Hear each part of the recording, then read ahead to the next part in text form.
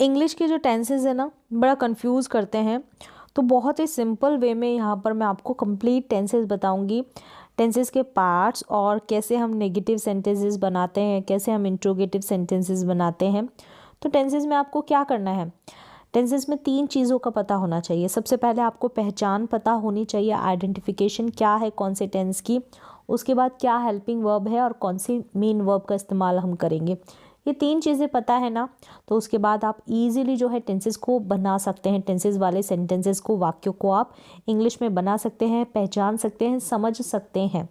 देखें, तीनों टेंसेस आपको पता है, प्रेजेंट, पास्ट और फ्यूचर, ये तीनों टेंसेस होते हैं। और इनके जो है प्रेजेंट के 4 पार्ट है, पास्ट के 4 पार्ट है, फ्यूचर के 4 पार्ट है। इस तरीके से 4 पार्ट्स हैं इन तीनों टेंसेस के। देखें, प्रेजेंट का जो है इंडेफिनिट पार्ट, पास्ट का सेम इंडेफिनिट, फ्यूचर का इंडेफिनिट पार्ट, इस तरीके से तीनों के इंडेफिनिट पार्ट्स हो गए।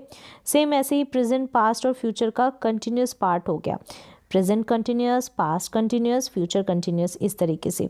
सेम ऐसे ही प्रेजेंट, पास्ट और फ्यूचर का तीनों का ही परफेक्ट टेंस हो गया, present perfect, past perfect, future perfect. Same ऐसे ही तीनों का परफेक्ट कंटिन्यूस टेंस हो गया, यानी कि present perfect continuous, past perfect continuous, future perfect continuous. तो इस तरीके से ये सारे इनके पार्ट्स हो जाते हैं, यानी कि हर एक टेंस का 4 पार्ट्स है। हर टेंस है ना, प्रेजेंट के 4 पार्ट्स, पास्ट के 4 पार्ट्स और फ्यूचर के 4 पार्ट्स। आपको याद रखना है, इंडेफिनिट, कंटिन्यूस, परफेक्ट और परफेक्ट कंटिन्यूस, ये 4 नाम आप याद रख लेते हैं ना, तो आपको ये जो टेंसेज हैं इनके पार्ट्स के नाम भी याद हो जाएंगे। तो चलिए अभी प्रेजेंट इंडेफिनिट टेंस की तरफ आ जाएं, सेंटेंसेस बनाने सीख ले, पहचान सीख जाएं, क्या हेल्पिंग वर्ब है उनको भी सीख जाएं। अब देखिए, हिंदी में आप पहचानेंगे करता है, कोई किसी काम को करता है, यानी ता है, ती है और ते है से आप पहचान जाएंगे प्रेजेंट इंडेफिनिट टेंस है। हिंदी के वाक्य की एंडिंग ता है, ते है या ती है से होगी ना, तो आप समझ जाएंगे प्रेजेंट इंडेफिनिट टेंस का पार्ट है।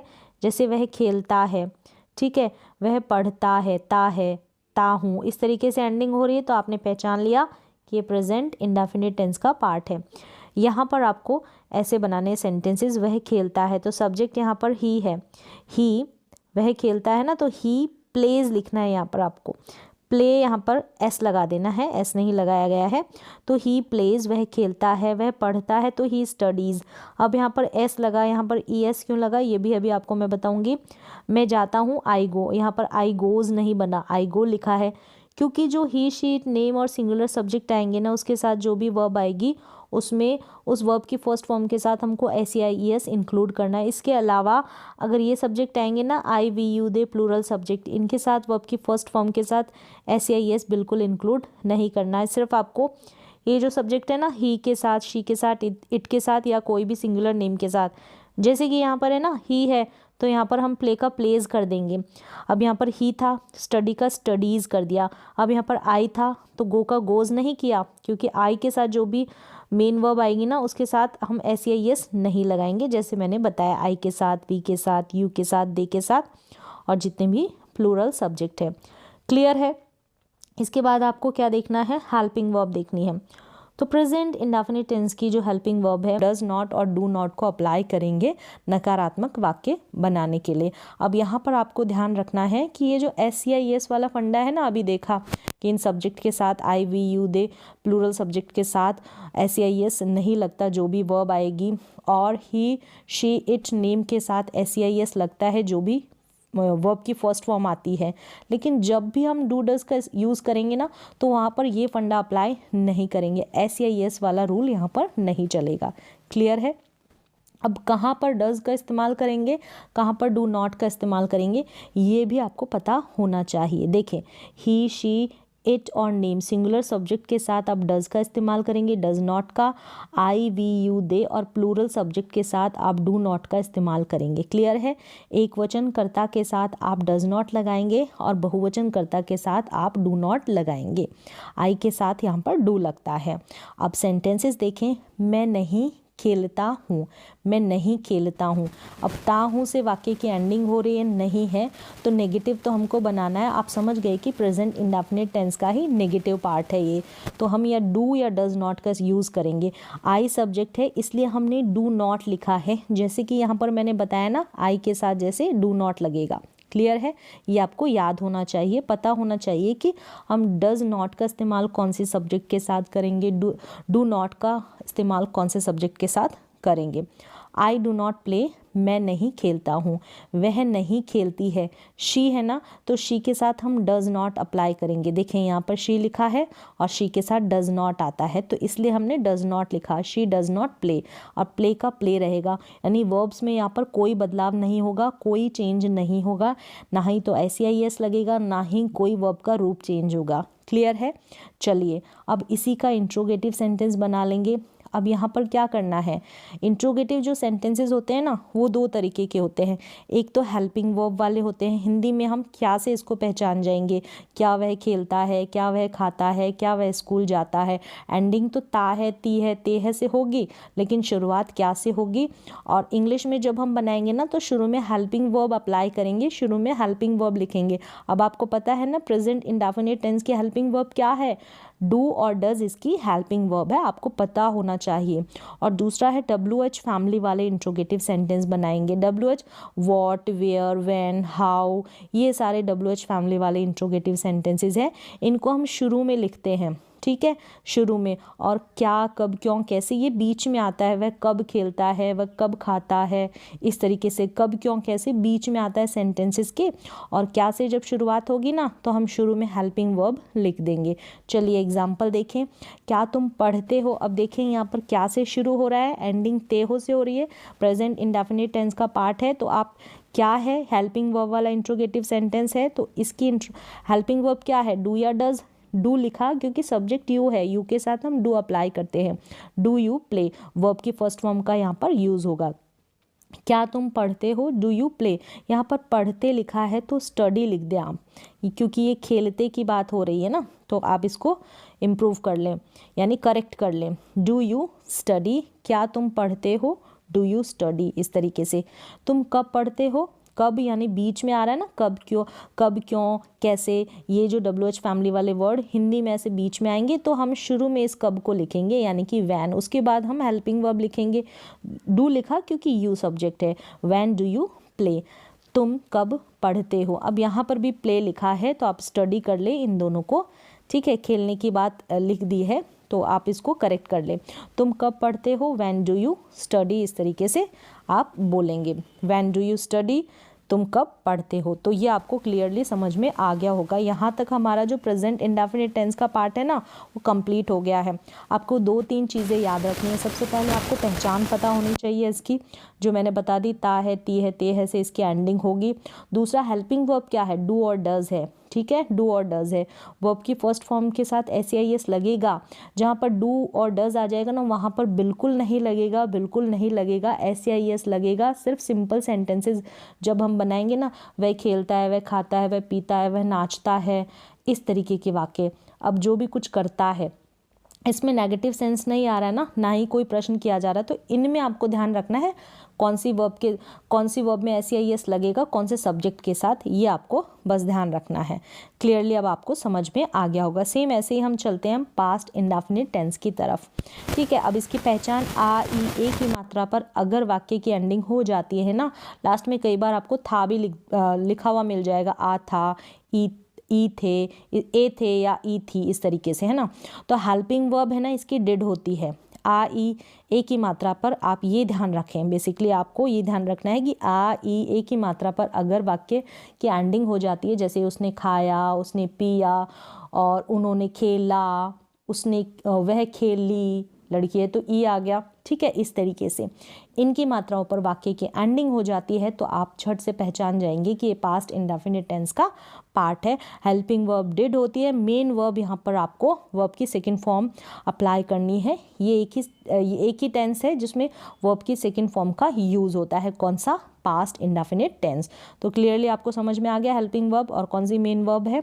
अब देखें यहाँ पर वर्ब की सेकंड फॉर्म का ऐसे, ये वाला जैसे ईट, एट, ईटन है ना, खाने की जो तीनों फॉर्म दे रखी है वर्ब की, तो ये एट वाला हम यूज़ करेंगे, यानी बीच वाला सेकंड फॉर्म यहाँ पर यूज़ की जाएगी। अब देखें एग्जाम्पल, मैंने क्रिकेट खेला, आ की मात्रा पे ख़त्म हो गया सेंटेंस, आपने पहचान लिया कि पास्ट इंडेफिनिट टेंस है। मैंने क्रिकेट नहीं खेला, अब यहाँ पर नेगेटिव बनाया है, ठीक है, इस तरीके से, तो आ की मात्रा पर एंडिंग हो रही है, तो मैंने क्रिकेट खेला, आई फिर प्लेड लिखेंगे, वर्ब की सेकेंड फॉर्म जो क्रिकेट है ऑब्जेक्ट हो गया यहाँ पर। मैंने क्रिकेट नहीं खेला तो यहाँ पर डिड नॉट आएगा। अब आपको एक चीज़ ध्यान रखनी है, जब डिड नॉट आप अप्लाई कर रहे हैं ना, तो वर्ब की जो सेकंड फॉर्म यहाँ पर यूज़ हो रही है ना, ये फर्स्ट फॉर्म बन जाएगी, यानी डिड नॉट के साथ हम वर्ब की फर्स्ट फॉर्म का ही यूज़ करते हैं। जहाँ पर डिड यूज़ हो जाएगा ना, वहाँ पर वर्ब की फर्स्ट फॉर्म का यूज़ होगा, क्योंकि ये जो डिड है ना, ये ऑलरेडी डू का सेकंड फॉर्म है, डू की सेकंड फॉर्म डिड है, तो हम दो सेकंड फॉर्म का यूज़ करके क्या करेंगे, तो इसलिए प्ले लिख दें यहाँ पर, ठीक है। I did not play cricket, मैंने क्रिकेट नहीं खेला।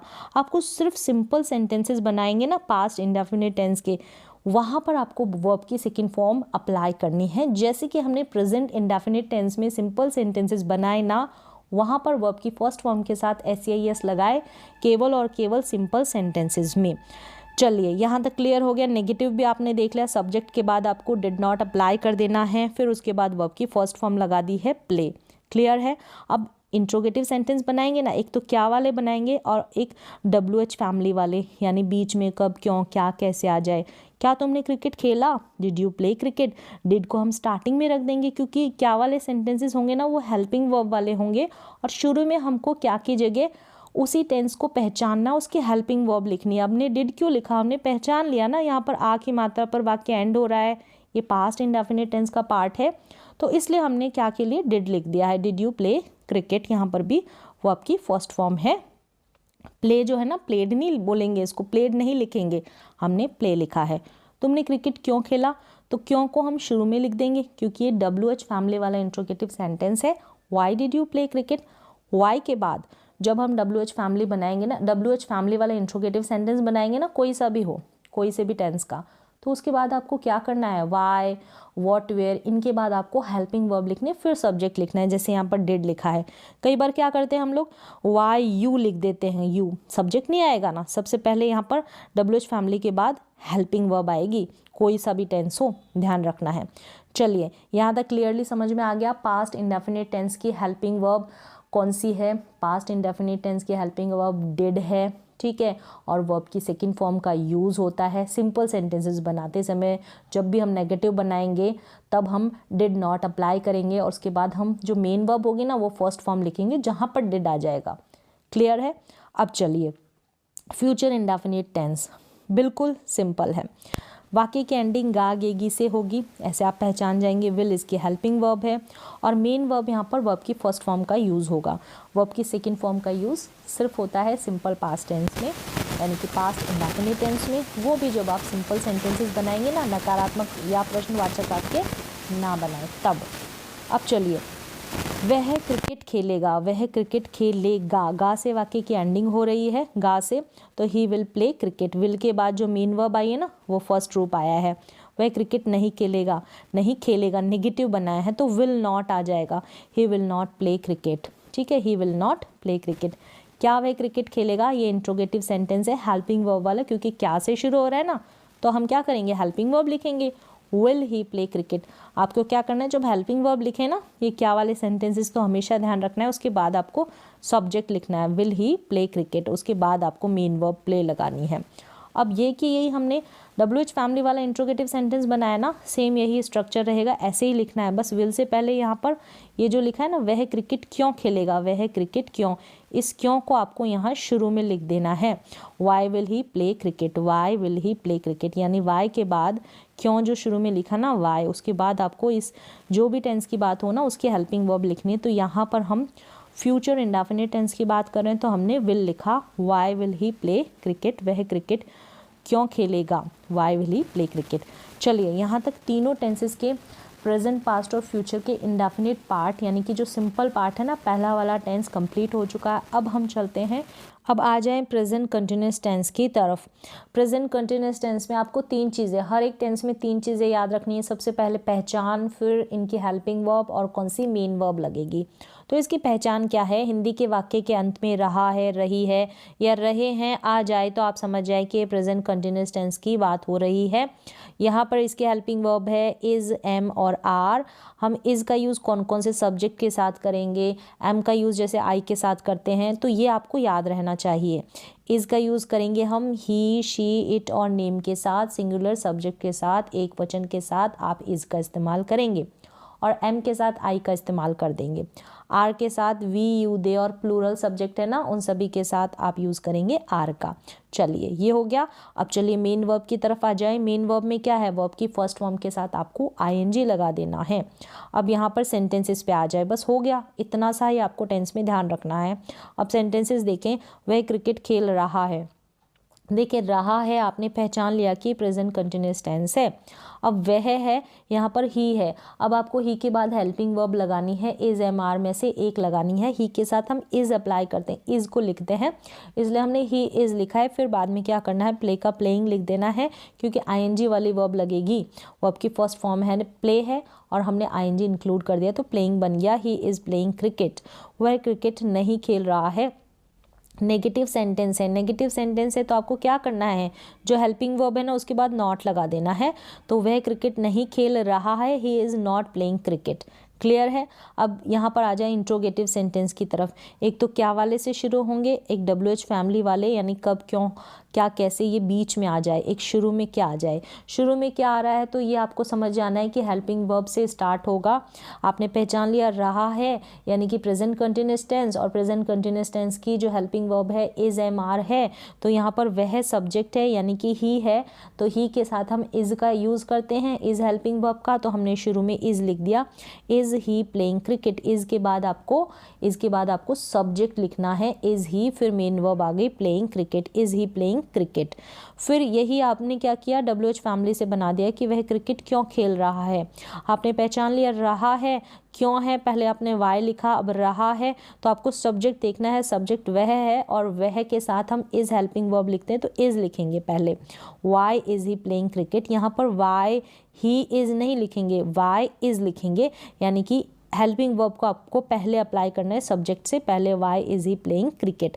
चलिए बस हो गया यहाँ पर प्रेजेंट कंटिन्यूअस टेंस की बात कंप्लीट, यानी कि प्रेजेंट कंटिन्यूअस टेंस जो है कंप्लीट हो गया। 3 चीज़ें आपको ध्यान में रखनी है। पहचान ध्यान रखनी है, हेल्पिंग वर्ब ध्यान रखनी है और मेन वर्ब ध्यान रखनी है। सेम यही आपको ध्यान रखना है। पास्ट कंटिन्यूअस टेंस में पहचान क्या है इसकी? रहा था, रही थी या रहे थे। पास्ट है तो था तो आएगा ही, ठीक है। इसके हेल्पिंग वर्ब 2 है, वाज और वर। वाज और वर का इस्तेमाल हम कैसे करेंगे? यानी कि आई के साथ आपको वाज का इस्तेमाल करना है, आई के साथ, और बाकी ही, शी, इट और सिंगुलर सब्जेक्ट के साथ आपको वाज लगाना है। और वर का इस्तेमाल क्या करना है, किसके साथ करना है?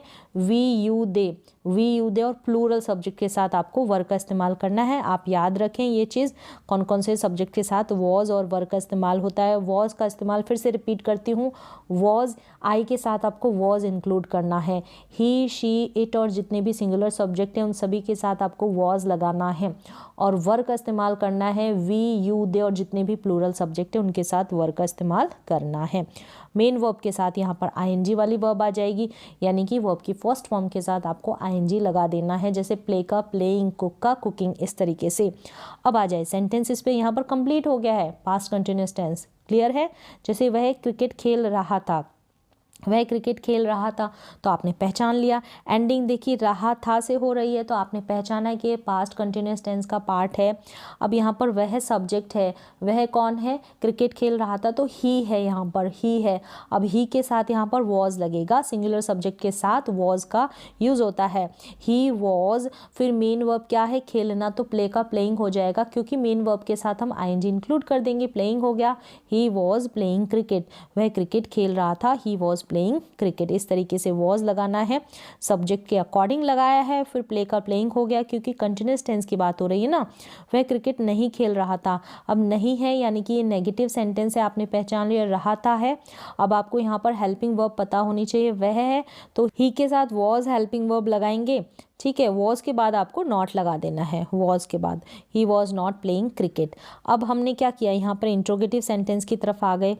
क्या से शुरू हो रहा है तो हेल्पिंग वर्ब वाला इंट्रोगेटिव सेंटेंस है। तो यहाँ पर क्या वह क्रिकेट खेल रहा था, रहा था से आपने पहचान लिया कि पास्ट कंटिन्यूअस टेंस है। अब वह यहाँ पर सब्जेक्ट है, यानी कि ही यहाँ पर सब्जेक्ट है। अब ही के अकॉर्डिंग ही आप पहचानेंगे कि शुरू में हमको वॉज लिखना है या वर लिखना है। हमने वॉज लिखा क्योंकि ही सब्जेक्ट है, तो वॉज ही प्लेइंग क्रिकेट, क्या वह क्रिकेट खेल रहा था। अब यही हम WH फैमिली वाला इंट्रोगेटिव सेंटेंस बना देंगे, यानी कि यहाँ पर कब, क्यों, क्या, कैसे ये बीच में आ जाता है ना, तब अब इसको हमने स्टार्टिंग में लिखेंगे। यानी कि क्यों है तो वाई हमने लिखा हुआ है, क्रिकेट क्यों खेल रहा था, वाई। अब वाई के बाद हमको क्या करना है, हेल्पिंग वर्ब लगानी है। अब हेल्पिंग वर्ब लगाने के लिए हमको सबसे पहले सब्जेक्ट देखना है, तो वह यहाँ पर सब्जेक्ट है, ही है ना, तो ही के साथ वॉज लगता है, इसलिए why was he playing cricket, इस तरीके से ये बनेगा। Why was he playing cricket, वह क्रिकेट क्यों खेल रहा था। क्लियर हो गया होगा। तो यहाँ पर पास्ट कंटिन्यूअस टेंस भी कंप्लीट हो चुका है। 3 चीज़ें आपको ध्यान रखनी है, इसकी पहचान, हेल्पिंग वर्ब और मेन वर्ब। ऐसे ही आ जाए फ्यूचर इंडेफिनिट टेंस नहीं है, यहाँ पर है फ्यूचर कंटिन्यूअस टेंस है, तो इसको कंटिन्यूअस टेंस कर दे। यहाँ पर क्या है, फ्यूचर कंटिन्यूअस टेंस में क्या है, रहा होगा, रही होगी या रहे होंगे, ये इस फ्यूचर कंटिन्यूअस टेंस की पहचान होगी। यहाँ पर इसकी हेल्पिंग वर्ब है विल बी और वर्ब की फर्स्ट फॉर्म के साथ ing लगेगा। क्लियर है। फ्यूचर कंटिन्यूअस टेंस की 3 बातें, सबसे पहले तो इसकी पहचान है, रहा होगा, रही होगी या रहे होंगे, ये इसकी पहचान है। हिंदी के वाक्य को आप इस तरीके से पहचानेंगे। विल बी इसकी हेल्पिंग वर्ब है और वर्ब की फर्स्ट फॉर्म के साथ मेन वर्ब है ना, वो वर्ब की फर्स्ट फॉर्म लग जाएगी, ing वाली वर्ब यहाँ पर इंक्लूड हो जाएगी। देखिए सेंटेंसेस, वह क्रिकेट खेल रहा होगा, पहचान लिया, फ्यूचर कंटिन्यूअस टेंस है, तो ही विल बी। अब यहाँ पर क्या करना है, विल बी जो है ना सारे सब्जेक्ट के साथ आपको लगा देना है, तो याद रखने की ज़रूरत नहीं है, बस आपने रहा होगा पहचान लिया, तो he will be playing cricket, इस तरीके से आप बना देंगे सिंपल सेंटेंसेस। अब इसी को नेगेटिव बनाना है, तो आपको क्या करना है, नॉट लिखना होगा कि वह क्रिकेट नहीं खेल रहा होगा। अब ये जो विल बी है ना, इसके बीच में आपको नॉट इंक्लूड कर देना है, ये आपको ध्यान रखना है। वह क्रिकेट नहीं खेल रहा होगा, he will not be playing cricket, और प्ले का प्लेइंग तो हो जाएगा, मेन वर्ब ing वाली लगेगी। वह क्रिकेट खेल रहा होगा, क्या, ठीक है ना, क्या इंट्रोगेटिव वाला सेंटेंस आ जाएगा, तो क्या से शुरू हो रहा है ये वाला, और ये वाला कब, क्यों, क्या, कैसे वाला, क्यों जो बीच में आ रहा है, यानी ये WH फैमिली वाला है, और ये हेल्पिंग वर्ब वाला इंट्रोगेटिव सेंटेंस है। तो क्या वह क्रिकेट खेल रहा होगा, विल। अब विल के बाद आपको क्या करना है, विल के बाद आपको सब्जेक्ट लगाना है। 2 हेल्पिंग वर्ब है ना यहाँ पर, विल और बी, 2 हेल्पिंग वर्ब है, तो इसके बीच में आपको सब्जेक्ट लिखना है। Will he be playing cricket, क्या वह क्रिकेट खेल रहा होगा। अब इसी को हमने WH फैमिली वाला इंट्रोगेटिव सेंटेंस बनाया, वह क्रिकेट क्यों खेल रहा होगा, तो why will he be playing cricket. इसी तरीके से विल और बी के बीच में आप सब्जेक्ट लिखेंगे, ये आपको बस पोजीशन ध्यान रखनी है। विल बी के बीच में नॉट आ रहा है और विल बी के बीच में सब्जेक्ट आ रहा है। चलिए यहाँ तक जो तीनों जो टेंसेज है ना, प्रेजेंट, पास्ट और फ्यूचर के कंटिन्यूस पार्ट कंप्लीट हो चुके हैं, यानी कि present continuous tense, past continuous tense, future continuous tense. अब चलिए परफेक्ट की तरफ चलते हैं। सबसे पहले प्रेजेंट परफेक्ट टेंस की बात कर लेते हैं। 3 चीज़ें आपको ध्यान रखनी है। पहचान, कोई भी काम कर लिया है या कर चुका है, मतलब चुका है, चुकी है, चुके हैं, लिया है, ली है, दी है, इस तरीके से वाक्य की एंडिंग होगी, तो आप पहचान जाएं प्रेजेंट परफेक्ट टेंस की बात हो रही है। यहाँ पर हैज़, हैव इसकी हेल्पिंग वर्ब है, किस किस के साथ यूज़ होगा ये मैंने आपको नहीं बताया है। चलिए यहाँ पर देख लेते हैं। हैज़ का यूज़ होगा ही, शी, नेम के साथ, सिंगुलर सब्जेक्ट के साथ। हैव का यूज़ होगा आई, वी, यू, दे और प्लूरल सब्जेक्ट के साथ। जो मेन वर्ब आती है ना, जितने भी परफेक्ट टेंस हैं तीनों के, वहाँ पर हम वर्ब की थर्ड फॉर्म का यूज़ करेंगे, चाहे वो प्रेजेंट का परफेक्ट हो, पास्ट का परफेक्ट हो, फ्यूचर का परफेक्ट हो, तीनों के साथ आपको वर्ब की थर्ड फॉर्म का यूज़ करना है। बस आपको ध्यान रखना है हैज़, हैव का कौन कौन से सब्जेक्ट के साथ यूज़ करना है। ही, शी, इट, नेम यानी सिंगुलर सब्जेक्ट के साथ has, I, we, you, they plural subject के साथ आपको हैव का यूज़ करना है। क्लियर है। अब चलिए सेंटेंसेस देख लें। कंप्लीट हो गया ये टेंस, अब सेंटेंसेस पे आ जाएं। वह क्रिकेट खेल चुका होगा, चुका होगा से आपने पहचान लिया कि परफेक्टली कोई काम डन हो चुका है, तो वह क्रिकेट खेल चुका है, चुका होगा नहीं, चुका है, वह क्रिकेट खेल चुका है। ही हैज़ प्लेड क्रिकेट, यानी कि उसने क्रिकेट खेल लिया, परफेक्टली डन हो चुका है वो काम उसका क्रिकेट खेलने का, तो ही हैज़ प्लेड क्रिकेट। यहाँ पर हैज़ लिखा क्योंकि ही जो सब्जेक्ट है उसके साथ हैज़ हेल्पिंग वर्ब का यूज़ होता है। मेन वर्ब प्ले है तो प्ले की प्लेड बन गया, क्योंकि हैज़ हैव यानी ये जो परफेक्ट टेंस है ना, प्रेजेंट पास्ट और फ्यूचर, उन सभी के साथ वर्ब की थर्ड फॉर्म का यूज़ होगा। फिर cricket, he has played cricket, वह क्रिकेट खेल चुका है। वह क्रिकेट नहीं खेल चुका है, नहीं तो हैज़ नॉट लिख देना, हैज़ के बाद आपको नॉट लगाना है, he has not played cricket. अब इंट्रोगेटिव सेंटेंसेस देख लें। क्या वह क्रिकेट खेल चुका है, क्या से शुरू हो रहा है, हेल्पिंग वर्ब लिखेंगे हैज़, क्योंकि ही सब्जेक्ट है। हैज़ ही प्लेड क्रिकेट, क्या वह क्रिकेट खेल चुका है।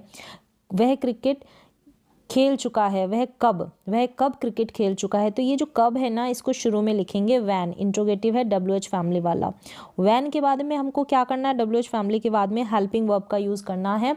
When has he played cricket, वह कब क्रिकेट खेल चुका है, क्या वह क्रिकेट खेल चुका है। तो क्या से शुरू हो रहा है तो हम क्या करेंगे, हेल्पिंग वर्ब लिखेंगे, और WH फैमिली वाला है तो इस तरीके से हम शुरू में WH फैमिली वाला वर्ड लगा देंगे, फिर हेल्पिंग वर्ब लिख देंगे, फिर सब्जेक्ट। क्लियर है। अब चलिए पास्ट परफेक्ट टेंस की तरफ चलिए। पास्ट परफेक्ट टेंस में क्या है, सेम वही है, बस एंडिंग में यहाँ पर आपको था देखने को मिल जाएगा, यानी कि कोई काम आप कर चुके थे या कर लिया था, इस तरीके से वाक्य की एंडिंग होगी। ली थी, दी थी, लिया था, चुका था, ये इसकी पहचान होगी। अब यहाँ पर हेल्पिंग वर्ब क्या है, हैड है, और मेन वर्ब क्या है, थर्ड फॉर्म है। क्लियर है। हैड का यूज़ हम सारे सब्जेक्ट के साथ करेंगे, इजी है। अब ही हैड ईटन फूड, यानी कि उसने खाना खा लिया था, उसने खाना खा लिया था या वह खाना खा चुका था, इस तरीके से एंडिंग हो गई। उसने खाना नहीं खाया था या नहीं खा चुका था, उसने खाना नहीं खाया था या नहीं खा चुका था, तो he had not eaten food. Had के बाद में यहाँ पर वर्ब की थर्ड फॉर्म, हैड के बाद में नॉट लग गया, फिर वर्ब की थर्ड फॉर्म। इस तरीके से आप वाक्य बना लेंगे। क्या उसने खाना खा लिया था, इस तरीके से क्या उसने खाना खा लिया था, क्या से शुरू हो रहा है, इंट्रोगेटिव सेंटेंस है तो हमने हैड लिखा, हैड ही ईटन फूड। अब उसने खाना कब खा लिया था, कब यानी कि when had he eaten food. Same वही स्ट्रक्चर, वही फ्रेमिंग सेंटेंसेस का फॉलो करना है जो अभी तक हमने सीखा है। यहाँ पर हैड लिखा क्योंकि ये जो इंट्रोगेटिव सेंटेंस है क्या वाला है, क्या वाला मतलब कि हेल्पिंग वर्ब वाला है, तो हैड लिखा, हेल्पिंग वर्ब, फिर ही आ गया, फिर ईटन यहाँ पर थर्ड फॉर्म में, फिर food, had he eaten food, when had he eaten food, यानी उसने खाना कब खा लिया था, इस तरीके से। अब सेम ऐसे ही आ जाए फ्यूचर परफेक्ट टेंस की तरफ। अब इसकी पहचान क्या है कि कोई काम कर लिया होगा या कर चुका होगा, सेम वही है, एंडिंग आगे आ गया, कर लिया होगा, कर चुका होगा, इस तरीके से। विल हैव इसकी हेल्पिंग वर्ब है, वर्ब की थर्ड फॉर्म इसकी मेन वर्ब है। अब सेंटेंसेस पे आ जाएं। वह पढ़ाई कर चुका होगा, ही will have studied, will have के बाद वर्ब की third form, he will have studied. सारे सब्जेक्ट के साथ विल हैव का आप यूज़ करेंगे, कोई यहाँ पर ध्यान रखने की ज़रूरत नहीं है। अब उसने पढ़ाई कर चुकी होगी, वह पढ़ाई कर चुका होगा, चुकी होगी नहीं, चुका होगा। वह पढ़ाई नहीं कर चुका होगा तो he will not have studied. यहाँ पर आपको विल और हैव के बीच में नॉट लगाना है, जैसे विल बी में किया था ना, वही सेम रूल यहाँ पर भी फॉलो करना है। क्या वह पढ़ाई कर चुका होगा, क्या वह पढ़ाई कर चुका होगा, तो will he have studied, will he have studied. वह पढ़ाई क्यों कर चुका होगा, तो why will he have studied. इस तरीके से आप सेंटेंसेस बना देंगे। यहाँ पर विल लिखा क्योंकि क्या वाला इंट्रोगेटिव सेंटेंस है, उसके बाद आपने सब्जेक्ट लिखा है, फिर हैव लिखा है, फिर वर्ब की थर्ड फॉर्म का यूज़ किया है। वाई वाले WH फैमिली वाले में आपको जस्ट बाद में आपको ध्यान रखना है, बस हेल्पिंग वर्ब लगानी है, why will he have studied, यानी कि वह पढ़ाई कब कर चुका होगा, इस तरीके से। चलिए अब नेक्स्ट हम चलते हैं प्रेजेंट परफेक्ट कंटिन्यूअस टेंस की तरफ।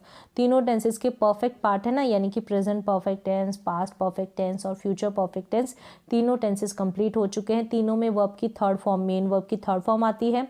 प्रेजेंट परफेक्ट में हेल्पिंग वर्ब क्या है, हैज़ हैव का यूज़ करते हैं, और पास्ट परफेक्ट में हैड का यूज़ करते हैं सभी सब्जेक्ट के साथ, विल हैव का यूज़ करते हैं फ्यूचर परफेक्ट टेंस में, और मेन वर्ब यहाँ पर थर्ड फॉर्म इस्तेमाल होगा, थर्ड फॉर्म का।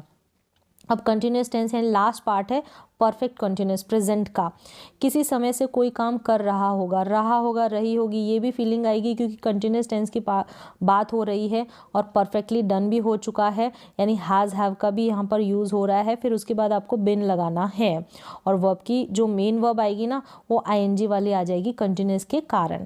किसी समय से, यहाँ पर समय दिया गया रहेगा, कोई किसी समय से काम कर रहा है, ये इसकी पहचान है प्रेजेंट कंटिन्यूस टेंस की, प्रेजेंट परफेक्ट कंटिन्यूस टेंस की।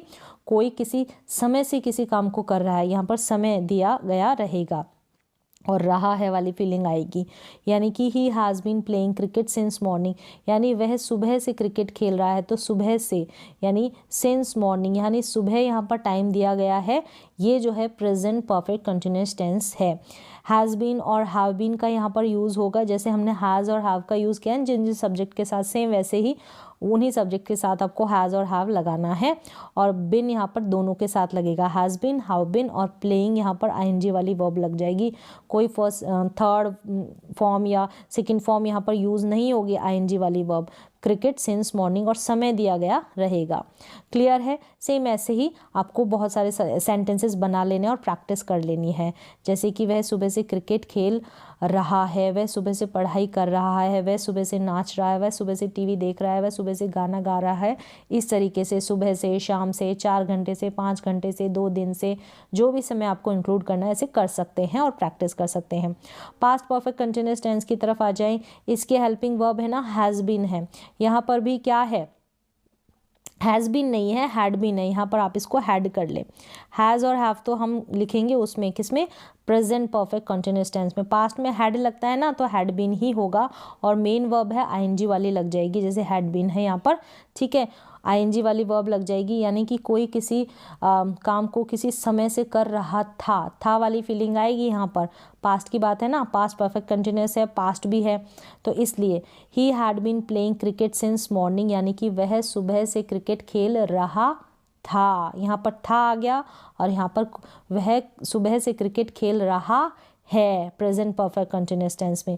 और फ्यूचर में क्या आ जाएगा, वह सुबह से क्रिकेट खेल रहा होगा, कोई किसी काम को किसी समय से कर रहा होगा। ये तीनों टेंसेस हो गए हैं। यहाँ पर फ्यूचर परफेक्ट कंटिन्यूअस टेंस की जो helping verb will have been है, हेल्पिंग वर्ब क्या है, विल हैव बीन, वर्ब की फर्स्ट फॉर्म के साथ आईएनजी इंक्लूड करना है।